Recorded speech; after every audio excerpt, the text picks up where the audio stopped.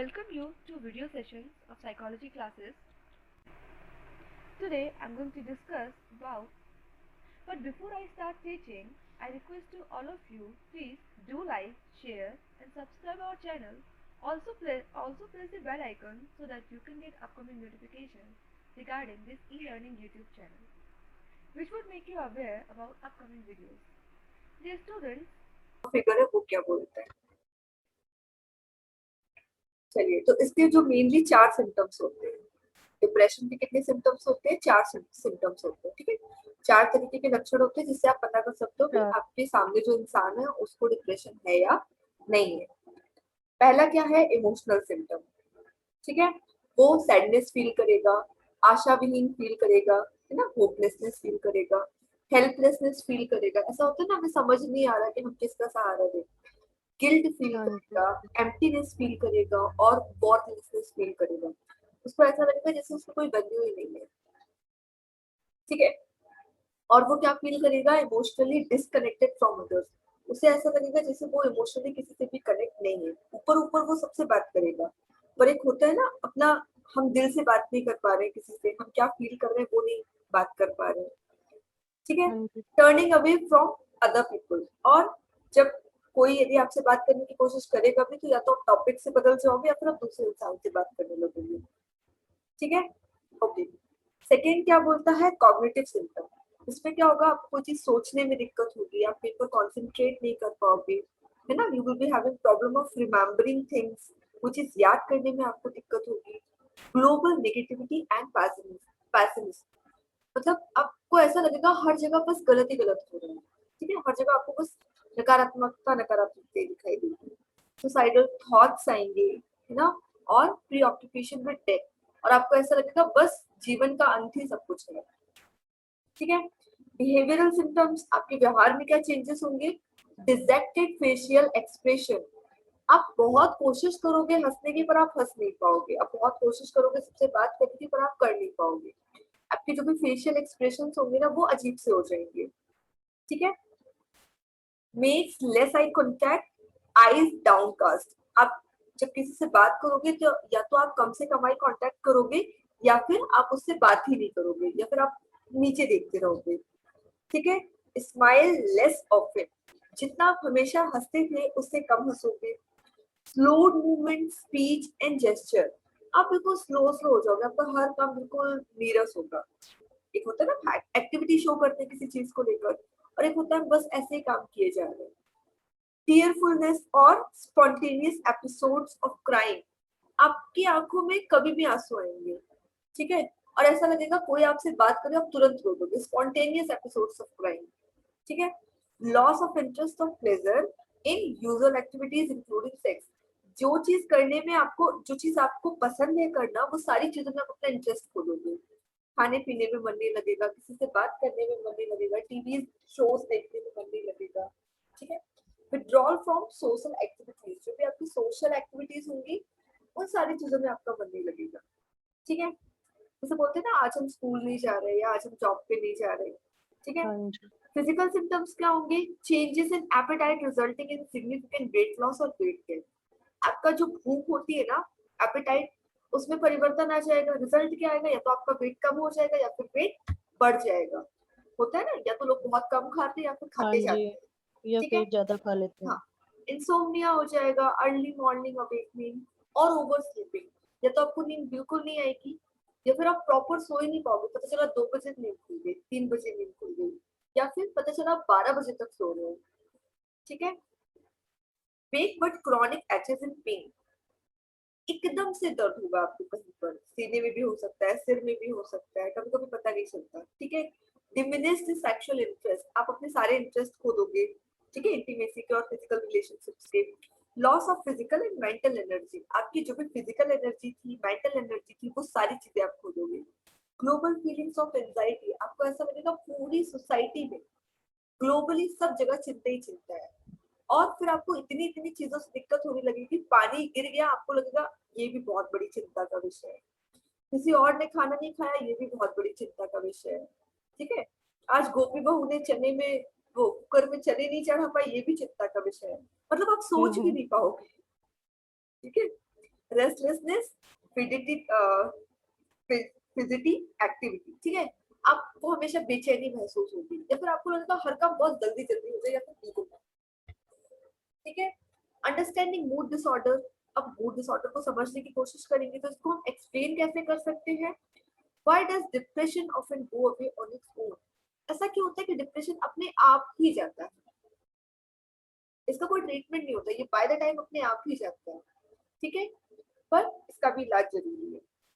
The post development of reactive depression, अब courses क्या होंगे। ऑफन टाइम हील्स अ mood disorder, समय के साथ साथ मूड डिसऑर्डर जो अपने आप हील हो जाता है, specially when the mood issue is in reaction to a stressful event, specially ऐसा तब होता है जब मूड इशू क्या कब होते हैं, स्ट्रेसफुल इवेंट में होते हैं, ठीक है। जैसे मान लिया आपने सुबह से कुछ नहीं खाया और आपको किसी भी काम में मन नहीं लग रहा था, आपने कोई भी काम नहीं किया, अचानक से आपके घर में कोई आपके फेवरेट गेस्ट आ गए, तो आपको घर का सारा काम करना पड़ेगा उतनी एक्साइटमेंट के साथ, ठीक है। वहां पर क्या होगा, आपका डिप्रेशन लेवल उतनी देर के लिए गायब हो जाएगा। क्या किया आपने, खुद को किसी काम में व्यस्त कर लिया और अपनी मर्जी से किया, ठीक है। डिप्रेशन वहां पर लंबे समय तक रहता है जहां पर आप खुद से नहीं इन्वॉल्व होते हो, किसी काम में करना पड़ता है, ठीक है। जैसे आपको अकेले भूख नहीं लगी, कोई और खाना आपसे मांगे तो आप बनाओगे ही बनाओगे, है ना।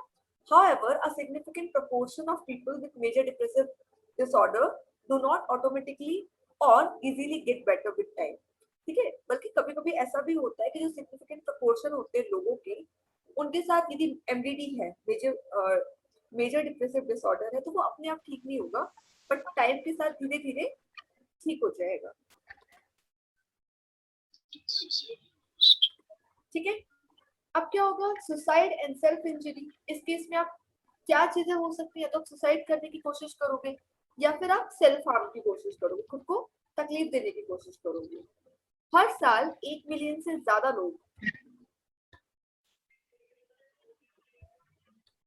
ओके अभिषेक जी, ठीक है, हर साल क्या होता है, 1 मिलियन से ज्यादा लोग क्या करते हैं, सुसाइड कर लेते हैं, giving up on the process of trying to cope and improve their emotional wellbeing, कोशिश करने से पहले वो हार मान जाते हैं, ठीक है। सो लास्ट ईयर जब सुशांत सिंह राजपूत का केस हुआ था और एक माधव का केस हुआ था, ठीक है, जिसको शायद इरिटेट किया गया था, कुछ फॉल्स एलिगेशंस लगाए गए थे, तब एक लाइन का कोटेशन मैंने किया था, speak up before give up, हार मानने से पहले बोलो, किसी से भी बोलो, रैंडमली आप किसी से भी बात करो, बट अपनी बातें किसी के भी सामने रखो, ठीक है। And this was specially the purpose of opening side talk, okay. So this can happen when people feel frustrated, trapped, isolated, ineffective and see no end to these feelings.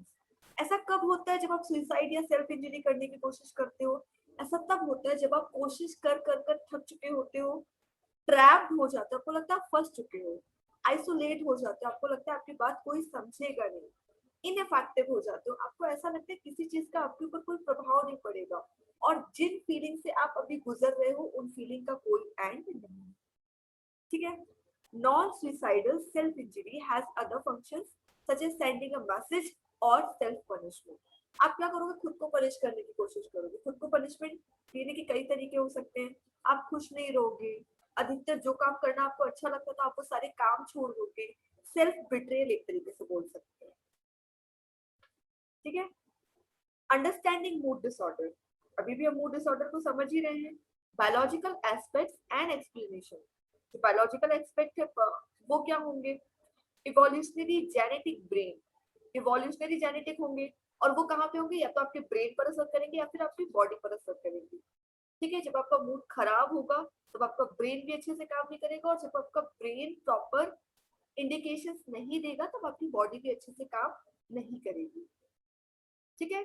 Social cognitive aspects क्या होंगे, negative thoughts and negative mood, जब आपके अंदर negative thoughts होंगे तो आपका mood भी कैसा होगा, नेगेटिव होगा। अब एक्सप्लेनेशन क्या होगा, एक्सप्लेनेटरी स्टाइल और विशियस साइकिल, आपका साइकिल जो होगा वो पूरी तरीके से बिगड़ जाएगा, आप कभी भी सोगे, कभी भी खाओगे, किसी से बात नहीं करोगे, एक्सप्लेनेटरी साइकिल, आप ऐसा फील करोगे कि हर इंसान आपको नहीं, मैम थोड़ी सी वॉल्यूम कम हो रही है, थोड़ा सा आवाज माइक के पास है। अभी कम है अभी थोड़ा। तनु जी आपको भी कम आ रही है आवाज क्या? हाँ मैम, थोड़ी सी कम आ रही। ओके, अभी ठीक आ रही है? अभी इतनी है मैम। आई डोंट नो कब क्यों आ रही है। माइक तो पास ही है बिल्कुल। आप अपने फोन का वॉल्यूम बढ़ा दीजिए, तो बड़े हुए हैं मैम, फुल बोल। क्योंकि आप लोग की आवाज तो बहुत तेज आ रही है। चलिए I try to speak high volume, है ना? ओके, तो ये क्या बोल रहा है, एक्सप्लेनेटरी स्टाइल, मतलब आपको ऐसा लगेगा कि कोई भी इंसान आपकी बात को समझ नहीं पा रहा है, तो आप हर छोटी से छोटी बात को एक्सप्लेन करेंगे। आई होप अभी वॉइस क्लियर है। हेलो। हाँ मैम, हाँ क्लियर है। थोड़ा ठीक है, थोड़ा बेटर है। ओके, अब an evolutionary perspective on the biology of depression. अब चूंकि हर चीज को हम क्या पढ़ रहे हैं, डिटेल में पढ़ रहे हैं। हमने क्या दो एस्पेक्ट्स पढ़े इसके, बायोलॉजिकल एस्पेक्ट्स और सोशल कॉग्निटिव एस्पेक्ट्स। अब लेट्स मूविंग ऑन फर्दर और जानने की कोशिश करते हैं कि क्रांतिकारी परिप्रेक्ष्य क्या है बायोलॉजी डिप्रेशन के जैविक आधारों के। तो depression in its milder non disordered form, depression को एक तरीके से क्या बोला गया, non disordered form, have had survival values। इन चीजों को ठीक किया जा सकता है, डिप्रेशन को ठीक किया जा सकता है, ये एक तरीके से डिसऑर्डर नहीं है। पर जब ये कंटिन्यूसली हो रहा है तब क्या है, ये डिसऑर्डर है। डिप्रेशन हर इंसान में पाया जाता है, ठीक है। अब आगे क्या ये बोलता है, under stress depression is social emotional hibernation, ठीक है। ये क्या है, एक सामाजिक संवेगीय हाइबरनेशन है। हाइबरनेशन मतलब एक स्पेसिफिक एक्टिविटी आपके अंदर चल रही है, शिवरिंग काइंड ऑफ, जिसको बोल सकते हैं, ठीक है। इट अलाउस ह्यूमंस टू, अब ये ह्यूमंस को क्या अलाउ करती है, कंजर्व एनर्जी।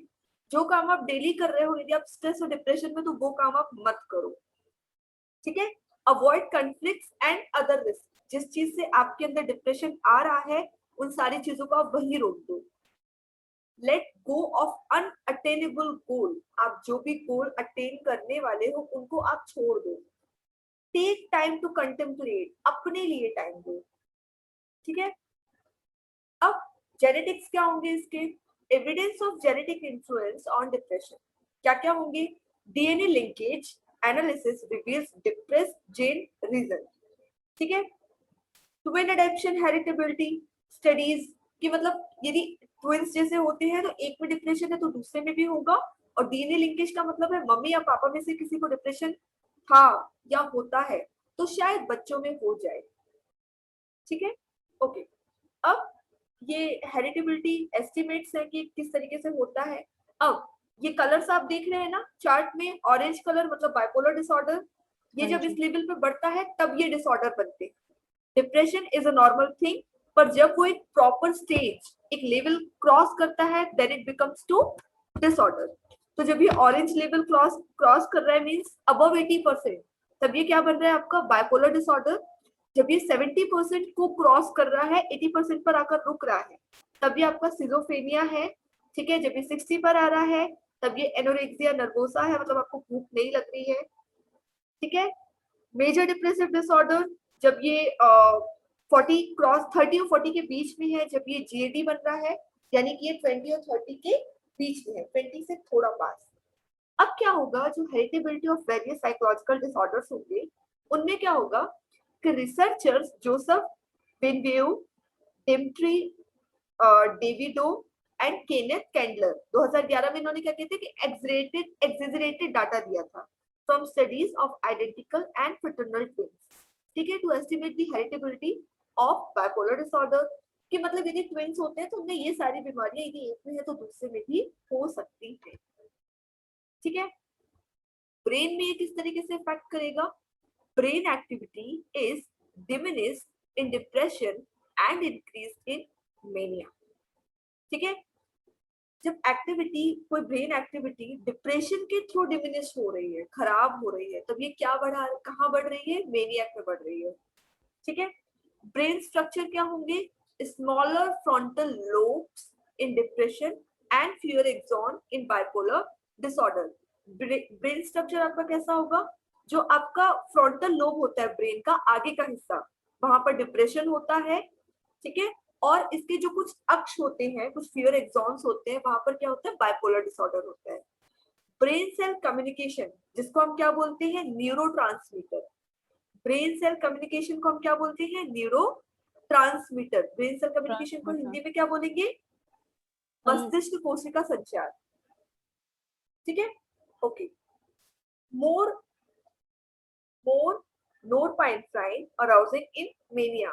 सबसे ज्यादा जो नोरपाइनेफ्राइन होता है वो कहाँ पर अरोज होता है, मेनिया में, और कम कहाँ पर होता है, डिप्रेशन पे। ठीक है, ये कौन सा हार्मोन कम करेगा डिप्रेशन के लिए, सेरोटोनिन। कौन सा हार्मोन कम कर रहा है, सेरोटोनिन। ठीक है, अब ये क्या हो रहा है, डिप्रेस स्टेट, मैनिक स्टेट, और फिर से डिप्रेस स्टेट। ठीक है, कि आप के अंदर एक जो डिप्रेशन का लेवल है ना वो कंटिन्यू चल रहा है, तो जब वो कंटिन्यू चल रहा है तब वो क्या बन रहा है, आपका मैनिक स्टेट बन रहा है। ठीक है, अब डिप्रेशन को कम करने के या फिर खत्म करने के, रोकने के कारण क्या है, तो इसके लिए हमें डिप्रेशन की बायोलॉजी को थोड़ा सा समझना पड़ेगा। हम लोग क्या करेंगे, एडजस्ट न्यूरोट्रांसमीटर विद मेडिकेशन। हम अपने न्यूरोट्रांसमीटर को एडजस्ट करने की कोशिश करेंगे, सीबीटी से, एबीटी से। ठीक है, कॉग्निटिव बिहेवियर थेरेपी। और क्या करेंगे इसमें, हम योगा, मेडिटेशन, काउंसलिंग थेरेपीज, इसके साथ साथ मेडिकेशन का भी यूज करेंगे। एंटी डिप्रेसेंट्स है ना, साइकियाट्रिस्ट देते हैं, उनका भी यूज करेंगे। ठीक है, increase serotonin level with exercise. Serotonin level को बढ़ाने की कोशिश हम कैसे करेंगे, एक्सरसाइज से। Reduce brain inflammation with a healthy diet. हमारे दिमाग में जो भी इन्फ्लेमेशन हो रहे हैं ना, ठीक है, उसको हम क्या करेंगे, हेल्दी डाइट से बढ़ाने की कोशिश करेंगे, जैसे ऑलिव ऑयल, फिश ऑयल। अब ये डिपेंड करता है आप वेज हो या नॉन वेज। ठीक है, preventive excessive alcohol use. Prevent excessive alcohol use, जब किसी एल्कोहल को बहुत ज्यादा यूज कर रहे हैं तो उसको भी हम कम करेंगे। ठीक है, अंडरस्टैंडिंग मूड डिसऑर्डर, अब इसको हम सोशल कॉग्निटिव पर्सपेक्टिव से जानने की कोशिश करेंगे। तो डिस्काउंटिंग, ठीक है, सबसे पहले होगा क्या, depression is associated with, depression किन चीजों से संबंधित है, low self esteem, low self esteem, learn helplessness, रेम्यूनेशन, ठीक है, र्यूमिनेशन, और डिप्रेसिव एक्सप्लेनेटरी स्टाइल। आपका जो आत्मविश्वास होगा वो एकदम लो हो जाएगा। आप हर दिन क्या सीख रहे होंगे कि आपके साथ कोई नहीं है, आप अकेले हो।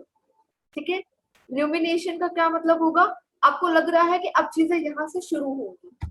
डिप्रेसिव एक्सप्लेनेटरी स्टाइल में क्या होगा, आपसे कोई भी बात करेगा ना, आप एक अलग ही डिप्रेसिव एक्सप्लेनेशन स्टार्ट कर दोगे। ठीक है, अब इसमें क्या होगा, discounting positive information and assuming the worst about self, situation and the future. ठीक है, आपके अंदर जो भी पॉजिटिव इंफॉर्मेशन होंगे ना, आप उनको डिस्काउंट करना शुरू कर दोगे, छोड़ना शुरू कर दोगे, और अपने बारे में ना बुरा बुरा महसूस करना शुरू कर दोगे। जो भी सिचुएशन है उनको बुरा फील करना शुरू कर दोगे, और आपको लगेगा अब आपका भविष्य भी खराब है। ठीक है, self defeating belief such as assuming that oneself is unable to cope, improve, achieve or to be happy। आप अपने आप को हारा हुआ फील करने लगोगे, ऐसा मान लोगे कि आप हारे हुए ही हो। ठीक है, जैसे आप खुद के लिए कल्पना करोगे कि आप कोप नहीं कर सकते, जिस सिचुएशन में आप अभी हो आप उससे बाहर निकल नहीं सकते, आप इम्प्रूव नहीं कर सकते, आप अचीव नहीं कर सकते। ठीक है, stuck focusing on what's bad, जो भी बुरा हो रहा है ना वहीं पर फोकस ही किए जा रहे हो और आप फंस चुके हो। बोलते ना, I want to get rid out of this, but हो नहीं रहा है। ठीक है, अब इसकी एक्सप्लेनेटरी स्टाइल क्या हो जाएगी, how we analyse bad news predicts. हम क्या करेंगे, हर बुरी चीज को एनालाइज करने की कोशिश करेंगे। प्रॉब्लमेटिक इवेंट क्या है, breakup with a romantic partner. Example देखिए, प्रॉब्लम क्या है कि आपका जो भी पार्टनर था जिसके साथ आपके मूवमेंट्स बहुत अच्छे से, उसके साथ आपका क्या हो गया, ब्रेकअप हो गया। अब आपने क्या अजम्पशन बनाया उस प्रॉब्लम के बारे में, प्रॉब्लम क्या है, stable, I will never get over this, हम इससे बाहर निकल ही नहीं पाएंगे। ठीक है, अब इसमें क्या होगा, global, without my partner I can't seem to do anything right. आपको और प्रॉब्लम क्या लग रही है, ग्लोबल प्रॉब्लम है ये, कि हम अपने पार्टनर के बिना कुछ अच्छा कर ही नहीं पाएंगे। ठीक है। तीसरी problem, our breakup was all my fault. हमारा जो ब्रेकअप हुआ उसका कारण बस हम थे। रिजल्ट क्या आएगा? डिप्रेशन। ठीक है। अब इसका जो रिजल्ट आएगा वो कैसा होगा? टेम्परेरी है कि this is hard to take but I will get through this. ये कठिन है पर हमें इससे निकलना होगा। ठीक है। Specific, I miss my partner but thankfully I have family and other friends. ये स्पेशलिटी हो गई यदि आप पॉजिटिव वे में सोच रहे हैं तो। ठीक है। क्या हो गया? हाँ ठीक है, हम अपने पार्टनर को मिस करते हैं बट थैंक गॉड हमारे पास हमें सपोर्ट करने के लिए कौन है? फैमिली है और फ्रेंड्स है। ठीक है। एक्सटर्नल, ये इंटरनल हो गया कि आपका ब्रेकअप आपकी वजह से हुआ। एक्सटर्नल क्या हो गया? It takes two to make a relationship work and it was not meant to be. दो इंसान चाहिए होते हैं कोई रिलेशनशिप काम करे, और यदि ऐसा नहीं होता है तो उसका मतलब वो होना ही नहीं था। ठीक है। अब पहले वाले का रिजल्ट क्या है? जब आप प्रॉब्लम पे फोकस कर रहे हैं आपको डिप्रेशन हो गया, और जब आप सॉल्यूशन पर फोकस कर रहे हैं तब आपने सक्सेसफुली क्या कर लिया? कोप कर लिया। ठीक है। इसका जो विशियस स्टाइल है वो क्या होगा? अ depressed mood may develop when a person with a negative outlook experience repetitive stress। ठीक है। यदि किसी का मूड खराब है तो वो जो भी बाहर यदि थोड़ा सा भी कुछ नेगेटिव दिख गया तो वो उसका जो भी एक्सपीरियंस था ना वो रिपीट होने लगेगा। जैसे आपका ब्रेकअप हुआ और हम आपको आकर अपने ब्रेकअप की स्टोरी सुनाए तो आप हमारा सुनने की बजाय आपको अपना याद आ गया। ठीक है। पता चला हम आपसे पूछे कि सर आप साइकोलॉजिस्ट हैं, हमारी काउंसलिंग कीजिए कि हम डिप्रेशन में हैं, कैसे निकले? पता चला आपको अपने ही डिप्रेशन याद आ गए। ठीक है। ऐसा होता है। हाँ बिल्कुल होता है। ठीक है। क्योंकि ऐसे कई लोगों होता है कि हस्बैंड वाइफ का झगड़ा होता है, आप उनको सुलझाने लगते हैं तो दूसरे हस्बैंड वाइफ भी झगड़ पड़ते हैं। Okay okay okay. But we are psychologist ना, तो हमसे अलग एक्सपेक्ट किया जाएगा। अच्छा सोचिए आप डॉक्टर के पास जाए, बोले डॉक्टर साहब मेरा सिर बहुत दर्द हो रहा है, और वो दवाई देने की बजाय अपना सिर दर्द गाने लगे कि हमको भी बहुत सिर दर्द होता था और फिर ऐसा होता था और फिर वैसा होता था, है ना? The depressed mood changes a person's style of thinking, interacting in a way that makes stressful experience more likely। ये डिप्रेस्ड पर्सन का मूड चेंज हो रहा है तो क्या क्या चेंज होगा? उसका सोचने का तरीका चेंज हो जाएगा, उसका जो वे ऑफ इंटरेक्शन था वो चेंज हो जाएगा, और वो ऐसी चीजों में इंडल्ज हो जाएगा जो सबसे ज्यादा स्ट्रेसफुल बना रही होगी उसके एक्सपीरियंसेस। ठीक है। अब इसका साइकिल कैसा चलेगा, है ना? As we know we are talking about cycle. तो स्ट्रेसफुल एक्सपीरियंस, इसके बाद क्या होगा? यदि आप स्ट्रेस हो किसी चीज को लेकर तो फिर आप नेगेटिवली एक्सप्लेन करोगे उस चीज को, फिर आपका मूड खराब हो जाएगा। जैसे होता है ना, क्या हुआ? अभी आप शांत हो पर यदि आप बताने लग गए कि क्या हुआ तो आपका मूड और खराब हो गया। ठीक है। फिर क्या होगा? कॉग्निटिव बिहेवियर चेंजेस, कि चलो यार मूड खराब हो गया अब हम कल बात करते हैं, बिहेवियर में चेंज आया। ठीक है। लाइक हम और आप फ्रेंड हैं, हमने पढ़ने के लिए कॉल किया, आपने बोला आज हमारा मूड ठीक नहीं है। स्ट्रेसफुल एक्सपीरियंस आप ऑलरेडी फील कर रहे हो, हमने पूछा क्या हुआ, अब आप नेगेटिवली एक्सप्लेन करना शुरू कर दो कि ऐसा हुआ ऐसा हुआ ऐसा हुआ ऐसा हुआ। अब हमने कुछ नहीं बोला, आपने खुद ही इस तरीके से बताया कि आपका खुद ही मूड खराब हो गया, क्योंकि आपने हमें सुना ही नहीं, आपने सिर्फ अपना अपना बोला। अब आपका क्या हुआ? मूड जो है खराब हो गया। अब खराब होने के बाद इससे पहले कि हम कुछ बोल पाते आपने खुद ही क्या बोल दिया? चलो ठीक है आज नहीं पढ़ते कल पढ़ेंगे। समझ रहे ना साइकिल? ठीक है। मूविंग फर्दर, ठीक सिजोफ्रेनिया। है। इसमें क्या होगा? The mind is split from reality. आपका दिमाग जो है वो रियलिटी से एकदम ही घूम जाएगा। Example, split from one's own thought so that they appear as hallucination. ठीक है। आपका आप विचारों से एकदम ही बियॉन्ड चले गए। अब साइकोसिस क्या करेंगे? साइकोसिस refers to a mental split from reality and rationality. आप असली हकीकत में और कल्पनाओं में ऐसे खो जाएंगे कि आपको लगेगा कि यही सच है जो मैं सोच रहा हूँ। होता है ना, हम किसी और का परव्यू जानने की कोशिश ही नहीं करते, हमको लगता है जो हम सोच रहे हैं वही सही। ठीक है। जैसे कौन सी मूवी का एग्जांपल है? मुन्ना भाई एमबीबीएस देखी होगी आपने? ठीक है, हाँ संजय दत्त जी को बापू हाँ दिखते जी। हैं, हम्म, ठीक है, तो उनको क्या होता है उस टाइम पे सिजोफ्रेनिया, कि उनको लगता है बापू जो बोल रहे हैं वही सही है। ऑफ कोर्स बापू जो बोलते हैं वो सही था, पर उस टाइम पे चूंकि उन्होंने इतना बापू के बारे में पढ़ लिया था कि उन्हें हैल्यूसिनेशन होने लगा था। हैल्यूसिनेशन का मतलब है जो चीज है ही नहीं, आप उसको इमेज कर रहे हो, ठीक है। जैसे आपने कुछ सीरियल्स देखे होंगे कि कोई इंसान एक्सपायर हो गया, वो है ही नहीं, फिर भी वो उस इंसान को ऐसे ट्रीट कर रहा है जैसे वो इंसान अभी भी है, ठीक है। जैसे कोई हाँ प्रेग्नेंट विमेन है, उसका बच्चा एक्सपायर हो गया, तो वो क्या करेगी, एक डॉल को या किसी भी टॉय को बच्चा समझकर उसको वैसे ट्रीट करना शुरू कर देगी, ठीक है। अब इसके सिम्टम क्या होंगे, डिसऑर्गेनाइज्ड और डिल्यूशनल थिंकिंग, तो डिसऑर्गेनाइज्ड हो जाएगी और डिल्यूशनल थिंकिंग करने लगेगी। डिस्टर्ब्ड परसेप्शन, उसके सारे के सारे परसेप्शन कैसे हो जाएंगे, डिस्टर्ब्ड हो जाएंगे। इनअप्रोप्रिएट इमोशंस एंड एक्शंस, उसके जो भी इमोशंस और एक्शंस होंगे वो क्या होंगे, इनअप्रोप्रिएट, ठीक है। अब आपको लग रहा है कि वो इंसान है पर हमें वो दिख ही नहीं रहा है, तो हमारे अकॉर्डिंग आपके जो भी इमोशंस और एक्शंस होंगे वो क्या होंगे, इनअप्रोप्रिएट हो जाएंगे, ठीक है। Positive and negative symptoms of schizophrenia, अब इसके सकारात्मक और नकारात्मक लक्षण क्या होंगे। पॉजिटिव में क्या होगा, presence of problematic behaviour present होगा। नेगेटिव क्या होगा, एब्सेंस ऑफ हेल्दी बिहेवियर, जो भी हेल्दी बिहेवियर होंगे वो एब्सेंस हो जाएंगे। जैसे हैलुसिनेशन, अब इसमें क्या होगा, इल्यूजरी परसेप्शन, आप बिन मतलब का कोई भी परसेप्शन दोगे, जो चीज है ही नहीं आपको वो महसूस होगी, सुनो सुनो पता है मैंने वो देखा अभी, जबकि वो है ही नहीं, ठीक है। जैसे ऑडिटरी, कोई चीज आपने सुनी, ऐसा होता है ना, फोन एक बार बजा, वाइब्रेट हुआ, तो आपको ऐसा लगेगा जैसे बार बार फोन वाइब्रेट हो रहा है। ये एक एग्जांपल है, this is not the symptom of schizophrenia, this is just an example of hallucination, ठीक है। डिल्यूशन, इसमें क्या होगा, इल्यूजनरी बिलीफ आ जाएंगे कि हाँ हम जो कह रहे हैं वही सच है। जैसे आपको रस्सी में सांप दिखा पर हमें रस्सी ही दिख रही है, पर आपके अंदर वो डर इतना आ गया है कि आपको वो रस्सी सांप ही दिख रही है। स्पेशली परसिक्यूटरी, आपने उसको परसीव किया है, ठीक है। डिसऑर्गेनाइज्ड थॉट एंड नॉनसेंशियल स्पीच, आपके उल्टे सीधे विचार आ रहे हैं और आप रुक ही नहीं रहे, बोले जा रहे हैं। बिजार बिहेवियर, आपका जो बिहेवियर है वो अजीब तरीके से चेंज हो रहा है, ठीक है।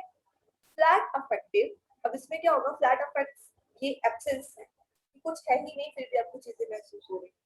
No emotion showing in the face, हमें आपके चेहरे पर कोई इमोशन नहीं दिख रहा, आप एकदम न्यूट्रल हो चुके हैं। रिड्यूस्ड सोशल इंटरेक्शन, समाज से आपका विड्रॉल हो चुका है, कहीं जाना पसंद नहीं है, कहीं भी नहीं जा रहे हो आप, ठीक है। Anhedonia, no feeling of enjoyment, anhedonia का क्या मतलब होता है, आप कुछ भी फील नहीं कर रहे हो, कहते हैं ना आज हमें कुछ अच्छा नहीं लग रहा है, ठीक है। Avolition, less motivation, initiative, focus on task, किसी चीज में आप मोटिवेट ही नहीं हो और आपका जो टास्क पर फोकस है वो क्या है, कम हो गया है, ठीक है। एलोगिया, स्पीकिंग लेस, ये दो क्वेश्चन यहाँ से निकल कर आ सकते हैं। एवोल्यूशन का क्या मतलब होता है, कम अभिप्रेरणा और किसी चीज किसी चुनौती पर फोकस करने के लिए मेहनत करना, ठीक है। इनिशिएटिव्स, एलोगिया में क्या होगा, आप कम बोल रहे हो, ठीक है। इसके दो मेन सिम्टम्स क्या होंगे, पॉजिटिव प्रेजेंस होगी, ठीक है, और प्रॉब्लमेटिक बिहेवियर में, और नेगेटिव एब्सेंस होगी हेल्दी बिहेवियर में, ठीक है।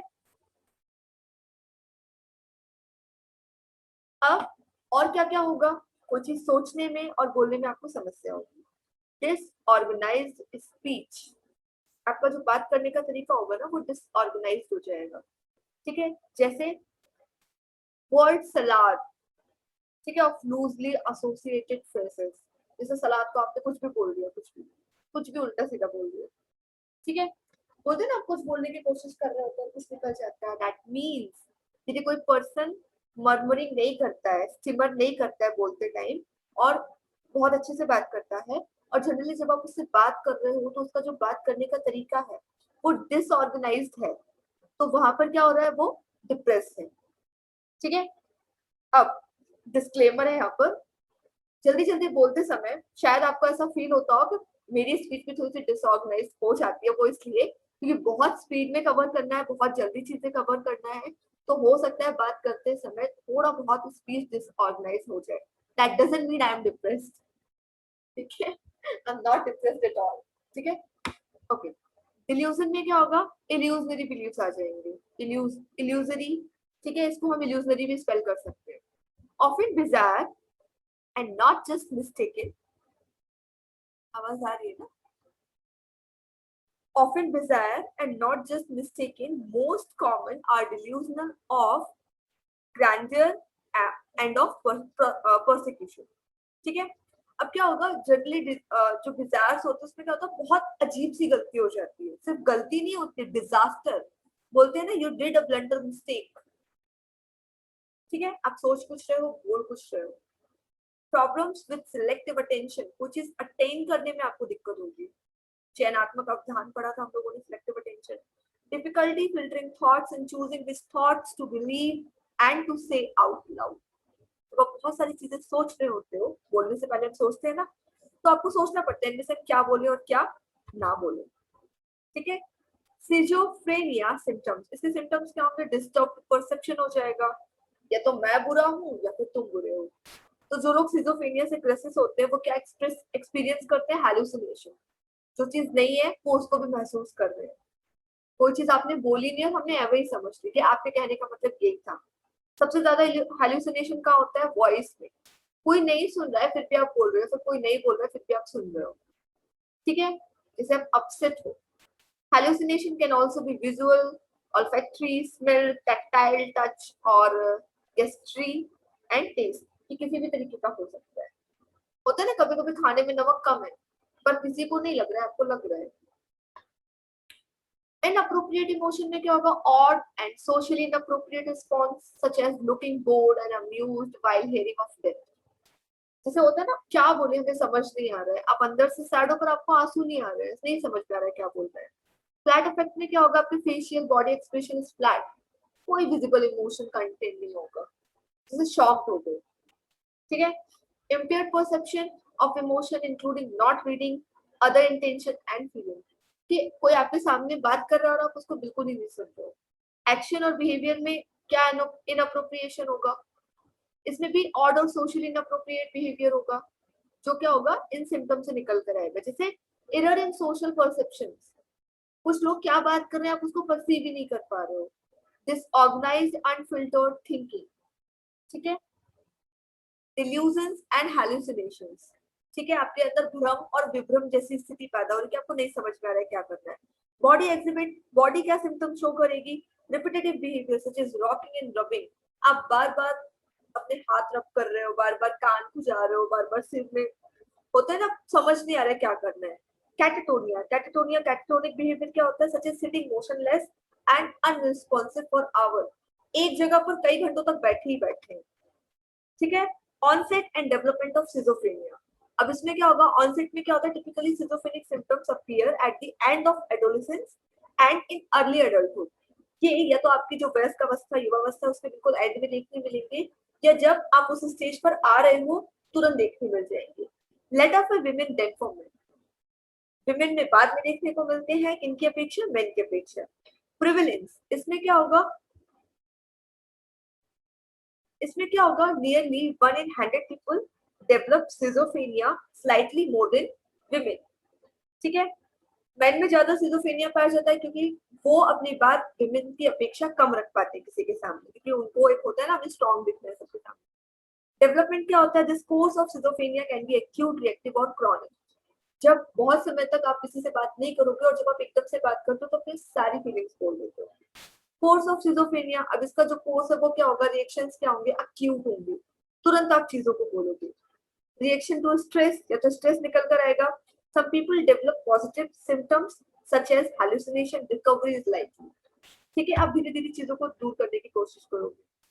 क्रोनिक प्रोसेस होगी, आप धीरे धीरे इसको दूर करने की कोशिश करोगे, ठीक है। ओके, इसमें भी विशियस साइकिल है, जैसे कि हमने पहले देखा था मूड डिसऑर्डर में, सेम ही चलेगा ये भी।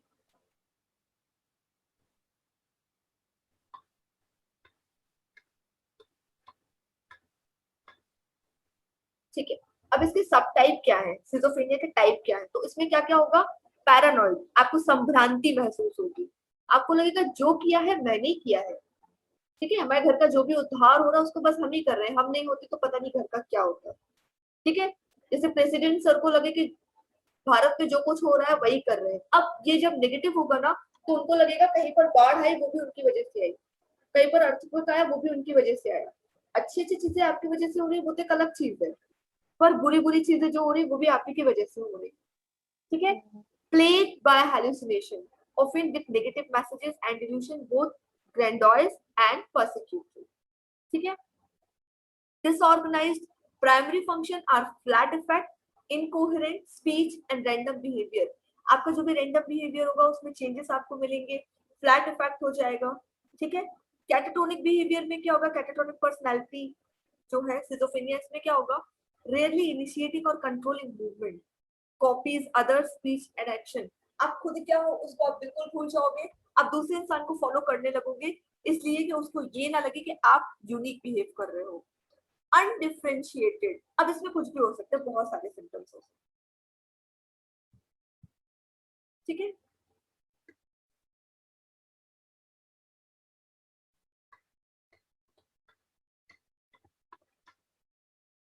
Residual withdrawal continues after positive symptoms have disappeared.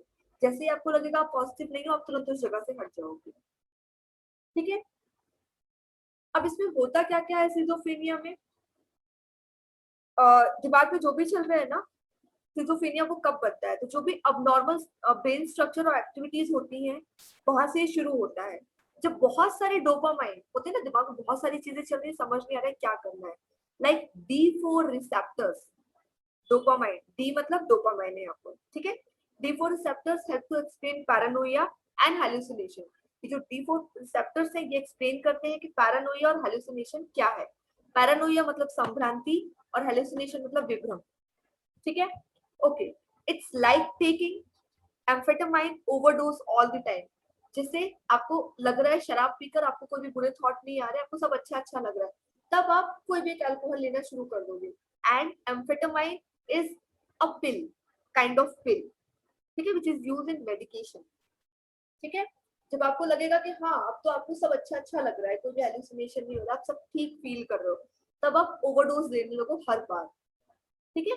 आपने वो मूवी देखी होगी ना हंसी तो फंसी, वो बोलते हैं ना सरसराहट झंझनाहट, वो कुछ भी खाती रहती है और उसके ओवरडोज रहती रहती है। तो नशा हर चीज में, आपने देखा होगा कुछ लोग वाइटनर का नशा करते हैं, ठीक है। Poor coordination of neural firing in the frontal lobes impair judgment and self control, ठीक है। कोऑर्डिनेशन ही नहीं बैठ पा रहा है, कोई जो जजमेंट और सेल्फ कंट्रोल हो रहा है आपको वो चीज समझ ही नहीं आ रही है। The thalamus fires during hallucination as if real sensation were being received. आपको जैसे ही लग रहा है, थोड़े से भी सेंसेशन होने लगे, आपको लगने लगा कि अब आपको यहाँ से दूर हो जाना चाहिए।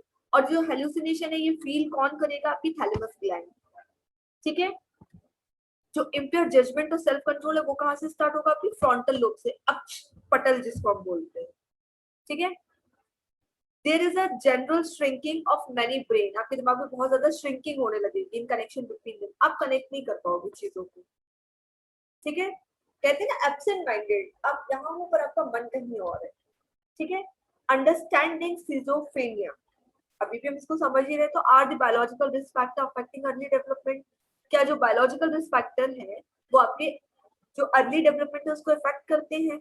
तो इसमें क्या होगा, schizophrenia is somewhat more likely to develop when one or more of these factors is present, ठीक है। मतलब कि क्या हो रहा है, ये डेवलप कर रहे हैं एक या एक से ज्यादा फैक्टर्स को जो कि उसमें प्रेजेंट है।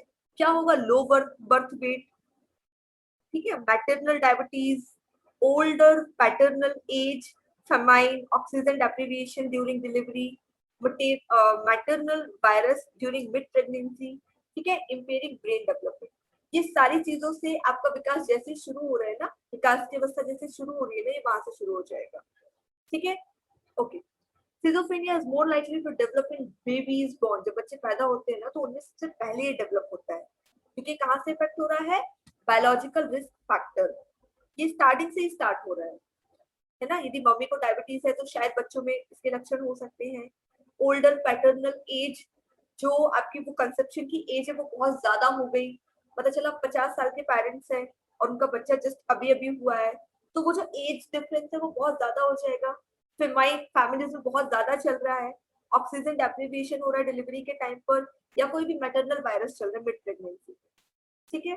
नेगेटिव थॉट्स भी इसमें इंक्लूड हो सकते हैं।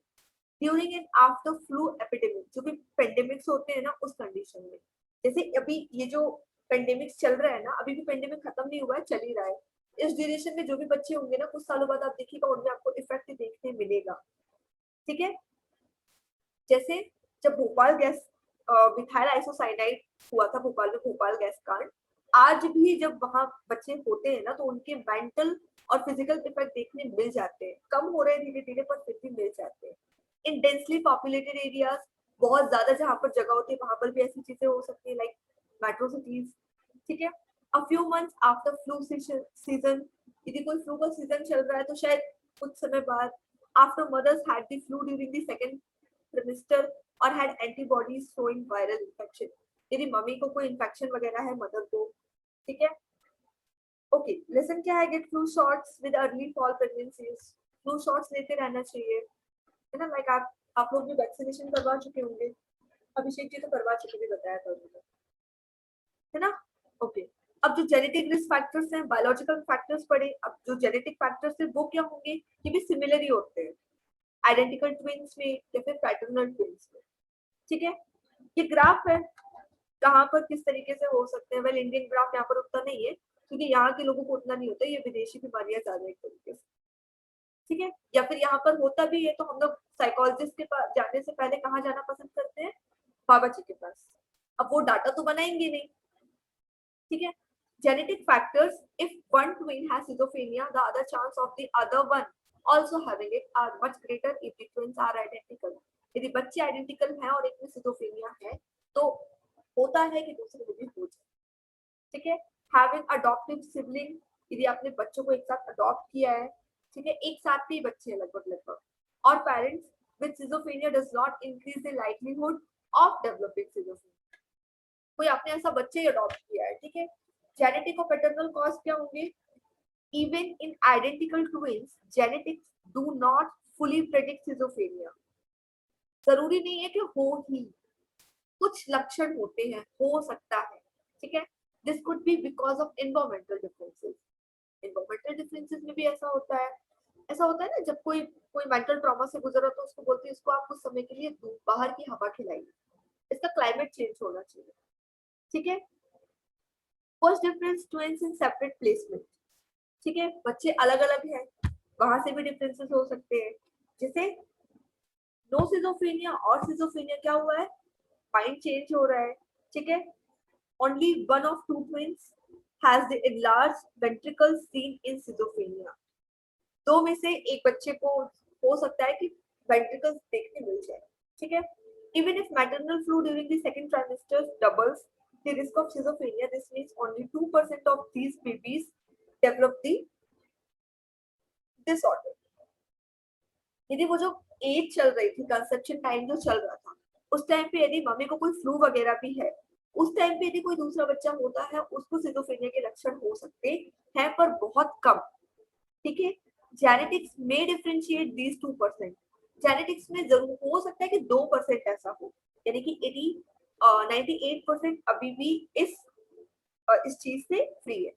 Research shows many genes like linked to schizophrenia, but it may take environmental factors to turn on these genes, ठीक है। कुछ इंपॉर्टेंट नहीं है यहाँ पर, कुछ साइकोलॉजिकल कॉजेस भी होते हैं जैसे social psychological factors, research support नहीं करती इसके जो भी साइकोलॉजिकल और सोशल फैक्टर्स होते हैं जैसे पेरेंटिंग वगैरह को, बट फिर भी हो सकता है कि schizophrenia इससे हो जाए, ठीक है। फिर भी there may be factors such as stress that affect the onset of schizophrenia, कुछ स्ट्रेस ऐसे होते हैं जिससे हो सकता है कि schizophrenia हो जाए, ठीक है। Until we find the mechanism of causation, all we may have is a list of factors which correlate with increased risk, ठीक है। यहाँ पर तो इम्पोर्टेंट नहीं जो एग्जाम में आएगा, predicting schizophrenia, early warning science, science इसमें क्या होते हैं इसको आप लोग पढ़ लीजिएगा, इसमें से भी कुछ खास नहीं है। एक तो सोशल साइकोलॉजिकल फैक्टर्स होंगे, ठीक है, दूसरे क्या होंगे बायोलॉजिकल फैक्टर, दो फैक्टर इंपॉर्टेंट है, सामाजिक मनोवैज्ञानिक factors, which tend to appear before onset of schizophrenia. जब schizophrenia होता है उसके ऊपर ही देखने मिल जाते हैं, ठीक है। और बायोलॉजिकल फैक्टर्स होते हैं, ये भी सेम ही तरीके से देखने मिलते हैं। अब इसमें क्या होगा, अर्ली सेपरेशन ऑफ पेरेंट्स, बच्चा कम उम्र का है और पेरेंट्स सेपरेट हो गए। शॉर्ट अटेंशन स्पेन, बच्चों पर कम ध्यान दिया जा रहा है। डिसरप्टिव और विथड्रॉन बिहेवियर, कोई उन पर ध्यान ही नहीं दे रहा है। इमोशनल अनप्रेडिक्टेबिलिटी, नहीं पता चल रहा है आपका बच्चा कैसा है, आप ही को नहीं पता चल रहा है। पुअर पीयर रिलेशन एंड और सॉलिटरी प्ले, या तो बच्चा अकेले ही खेल रहा है या फिर उसका जो भी ग्रुप है वो गलत है। Having a mother with severe chronic schizophrenia, mummy को सिजोफ्रेनिया है वो भी क्रॉनिक लेवल का। बर्थ कॉम्प्लिकेशंस हुए including oxygen deprivation and low birth weight, बच्चा कम वजन का पैदा हुआ। Poor muscles and coordination. Other disorders क्या हो सकते हैं, डिसोसिएटिव डिसऑर्डर्स, ठीक है, विच्छेदी विकृति जिसको हम बोलते हैं, है ना, विच्छेद, separation kind of. Eating disorder, खाना नहीं अच्छे से खा रहा है। पर्सनैलिटी डिसऑर्डर, आपको समझ नहीं आ रहा आपका बच्चा कैसा है, यदि वो अकेला है तो उसमें हमेशा पर्सनैलिटी डिसऑर्डर रहेगा, ठीक है।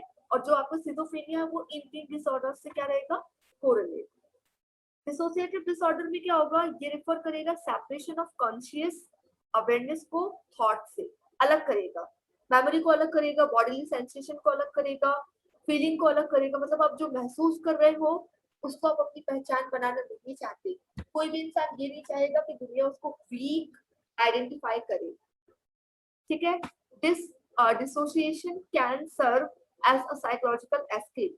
जो डिसोसिएशन होता है उसमें क्या, उसको क्या माना जा रहा है कि आप साइकोलॉजिकली खुद को बचा रहे हो, छुपा रहे हो from an overwhelmingly stressful situation, जो भी स्ट्रेसफुल सिचुएशन है उससे। A dissociative disorder refers to dysfunction and stress caused by chronic and severe dissociation. ये जो विच्छेदी विकृति होती है ये क्या कर रही है, ये डिसफंक्शन, जो भी दुष्क्रियाएं होती है ना उनकी तरफ, और डिस्ट्रेस जो होता है उनको कारण बनाती है, ठीक है, जब ये सीवियर होते हैं।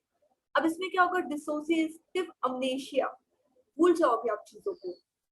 लूजिंग ऑफ मेमोरी स्टार्ट हो जाएगा with no known physically cause, कोई भी फिजिकली कॉज नहीं होते ना, अरे इससे अभी तो मिले थे पर याद नहीं आ रहा, कोई इंसान आपको बार बार बता चुका। अब ऐसा लूजिंग ऑफ इंटरेस्ट की वजह से भी होता है, ठीक है। Inability to recall selected memories और एनी मेमोरीज, ठीक है, आप कोई भी चीज याद ही नहीं कर पाओगे। डिसोसिएटिव फ्यू, रनिंग अवे, आप हर चीज से भागोगे, हर अवस्था से आप भागोगे, ठीक है। Dissociative identity disorder, development of separate personality, आप किसी की पर्सनैलिटी से भी उसको नहीं पहचान पाओगे, आपको लगेगा ये कुछ है पर ये एक्ट कुछ कर रहा है, ठीक है। Dissociative identity disorder, अब इसमें क्या होगा, फॉर्मली मल्टीपल पर्सनैलिटी डिसऑर्डर, ये कुछ मल्टीपल पर्सनैलिटी डिसऑर्डर से रिलेटेड है। In the rare actual cases of DID, dance India dance नहीं है यहाँ पर, ठीक है। तो पर्सनैलिटीज किस तरीके की होंगी, these are distinct and not present in consciousness at the same time. आपको लगेगा इंसान अभी कुछ है बाद में कुछ है। मे और may not appear to aware of each other, हो सकता है आप दोनों एक दूसरे को जानते ही ना हो, ठीक है। जैसे एक मूवी आई थी 3 फेसेस ऑफ ईव, इसमें एक इंसान 3 लोगों से 3 तरीके से मिलता है, ठीक है, ओके। जैसे आपने वो मूवी देखी होगी ना भूल भुलैया, पर्सनैलिटी डिसऑर्डर पे बेस्ड है वो मूवी, हाँ जी, ठीक है। पीसीपीडी वाली थी, पैरानॉर्मल पर्सनालिटी डिसऑर्डर, ओके, ठीक है। अल्टरनेटिव एक्सप्लेनेशंस क्या होंगे इसके, dissociative identity might just be an extreme form of playing a role, कोई रोल प्ले करना है। इसका एक एग्जांपल एक और हो सकता है बट ये रियल लाइफ है, मूवी का एग्जांपल या सीरियल का एग्जांपल ले, कोई भी एक सीरियल आप उठा लीजिए, कोई इंसान सच में बहुत अच्छा है, जैसे विलन देखते हैं ना हम लोग मूवीज में, बट जरूरी नहीं है उस विलन का एक्चुअल नेचर वही है जैसा वो शो कर रहा है, ठीक है, बट ये तो उसकी एक्टिंग है। जब रियल में आप ऐसे लोगों से मिलते हैं जो एक्चुअल में वैसे नहीं है जैसे वो शो कर रहे हैं, तब ये डिसऑर्डर होता है। DID in North America might be a recent cultural construction similar to the idea of being possessed by evil spirit. अब वहां पर ये क्यों हो रहा है, क्योंकि बुरी आत्माओं से वो लोग possessed हो चुके हैं, ये नॉर्थ अमेरिकन थिंग्स बता रही है, ठीक है। Cases of DID might be created or worsened by therapists encouraging people to think of different part of themselves. आप अपने बारे में एक अलग तरीके से सोचने की कोशिश। अब ये पता कैसे चलेगा डीआईडी है कि डीआईडी नहीं है, और जो भी एविडेंस मिल रही है डीआईडी की वो सच है। तो इसमें डिफरेंट पर्सनैलिटीज इन्वॉल्व होंगी, different brain wave patterns involve होंगे, ठीक है। जैसे डरना जरूरी है, यदि आपने एक मूवी देखी होगी उसमें बहुत सारी स्टोरीज उसमें कनेक्ट होती है, ठीक है। ओके, तो जो इंसान डरता नहीं है ना वो वहीं पे मर जाता है, तो वहां पर क्या हो रहा है, बहुत सारी पर्सनैलिटीज वहां पर कनेक्ट हो रही है, ठीक है। ओके, तो क्या हो रहा है, डिफरेंट ब्रेन वेव पैटर्न्स हो रहे हैं, लेफ्ट राइट हैंडेडनेस हो रही है, डिफरेंट विजुअल एक्टिविटी हो रही है, आई मसल्स बैलेंस पैटर्न, कभी कुछ दिखता है कभी कुछ दिखता है। Patient with DID also show heightened activity in areas of the brain associated with managing and inhibiting traumatic memories। कुछ पुरानी चीजें आपको तुरंत याद आ जाए, पता चला आप किसी अच्छी जगह पर भी हैं पर वहां पर भी आपको पुरानी मेमोरीज क्या कर रही है, हिट कर रही है, ठीक है। Explaining fragmentations of personality from different perspectives, ठीक है। फ्रेगमेंटेशन हो रहा है पर्सनालिटी में अलग अलग पर्सपेक्टिव से। जैसे साइको एनालिटिक पर्सपेक्टिव में क्या होगा, आपकी आइडेंटिफिकेशन जो है वो डाइवर्ट हो जाएगा। कॉग्निटिव पर्सपेक्टिव में क्या होगा, आप कोपिंग विद अब्यूज, जो भी आपके साथ बुरी चीजें होगी तो आप उसको अब्यूज करने की कोशिश करोगे, मतलब उसे कोप करने की कोशिश करोगे। लर्निंग पर्सपेक्टिव में डिसोसिएशन फेज, जो भी आपका डिसोसिएशन हो रहा होगा उसको आप खत्म करने की कोशिश करोगे। सोशल इन्फ्लुएंस में आप लोगों से, थेरेपिस्ट से मिलने की कोशिश करोगे जो आपको एनकरेज करेंगे। ईटिंग डिसऑर्डर में क्या होगा, ये अनरियलिस्टिक बॉडी इमेज और एक्सट्रीम बॉडी आइडल, या तो आपकी बॉडी बहुत अच्छी होगी या फिर बहुत आइडल होगी। A desire to control food and the body when one situation can't be controlled, आप कंट्रोल नहीं कर पा रहे हो, आपको बहुत ज्यादा भूख लग रही है। सिर्फ एग्जाम स्ट्रेस में कुछ लोगों को बहुत भूख लगती है, कुछ बिल्कुल ही नहीं खाते। साइकिल ऑफ डिप्रेशन, डिप्रेशन का वही साइकिल शुरू हो जाएगा, पिछले साइकिल जो हमने पीछे देखा था। हेल्थ प्रॉब्लम आ जाएगी, ठीक है। अब ईटिंग डिसऑर्डर में 3 डिसऑर्डर होते हैं, एनोरेक्सिया नर्वोसा, बुलिमिया नर्वोसा और बिंज ईटिंग डिसऑर्डर। अब इसमें क्या क्या होगा, anorexia nervosa compulsion to lose weight, compulsory आप खुद का वेट लूज करने की कोशिश करोगे। कभी शौक में आपने चीजें खा भी ली तो आप वोमिटिंग या और भी चीजों की तरह से उसको हटाने की कोशिश करोगे कि आपका वेट ना बढ़े, ठीक है। जैसे आप पिज्जा खा रहे हो तो आप ये सोचकर खुश तो हो रहे हो कि आप पिज्जा खा रहे हो, बट आपको गिल्ट ट्रिप्स आ रहे हैं कि अब आपका इतना कैलोरी वेट बढ़ जाएगा, और आप अनएक्सेसिवली एक्सरसाइज कर रहे हो कि आपका वेट कम हो जाना चाहिए। coupled with certainty about being fat despite being 15% or more underweight, आप अंडरवेट हो ऑलरेडी फिर भी आपको लग रहा है आपका वेट बढ़ना चाहिए। 0.6% weight criteria at some time during life time, 0.6% ऐसे लोग होते हैं जो इस क्राइटेरिया को क्रॉस करते हैं।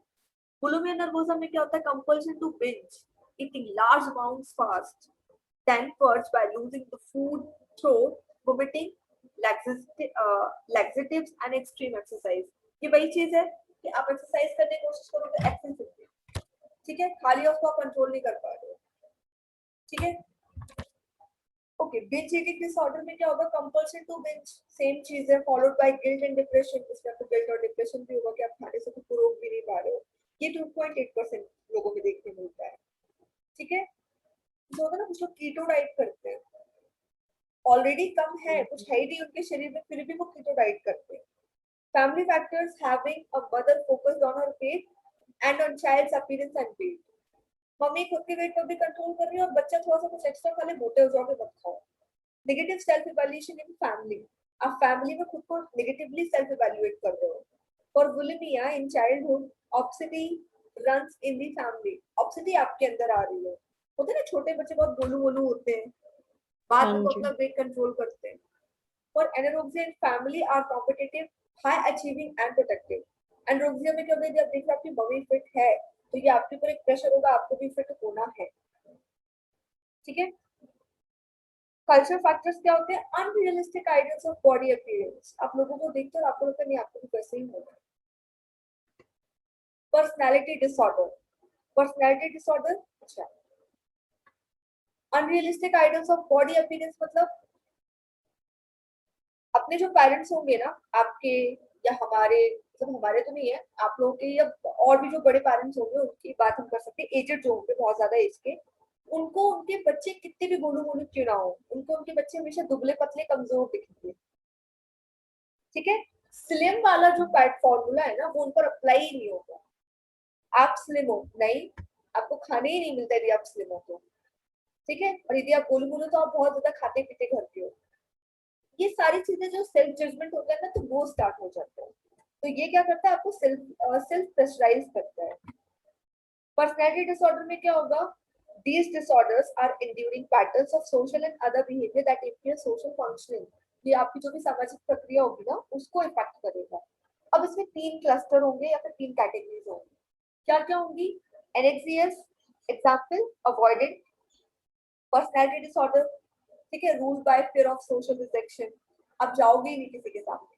इसेंट्रिक और इसमें क्या होगा, सिजोफाइड हो गया, सिजोफाइड पर्सनैलिटी डिसऑर्डर हो गया with flat affect, no social attachment. Dramatic histrionic हो गया, अटेंशन सीकिंग हो गया, नार्सिसिस्ट हो गया, सेल्फ सेंटर्ड हो गए, एंटी सोशल हो गया, फिर अमोरल हो गया। ये सारी चीजें समझ में आ रही है ना। एंटी सोशल में क्या होगा, इन डिसऑर्डर्स को हम लोग कल पढ़ेंगे, ठीक है। यहाँ से बस थोड़े से डिसऑर्डर बच्चे लास्ट मुश्किल से 5 से 6, तो कल इसको कंट्रोल, इसको पढ़ने के साथ साथ ये कंप्लीट हो जाएगा तो हम लोग ग्रुप स्ट्रेस कवर करेंगे, ठीक है। ठीक है मैम। चलिए क्लासेस ओवर, और कल से प्लीज 3 बजे से ज्वाइन कर लीजिएगा, इसी लिंक से भेजेंगे जैसे आज शायद आपको फॉरवर्डेड लिंक मिली होगी, है ना। कल भी आपको फॉरवर्डेड लिंक मिली हाँ मैम। होगी, ठीक है। So that's it for the day. If you have some kind of query or any kind of question, you can mail me at dubekansha42@gmail.com.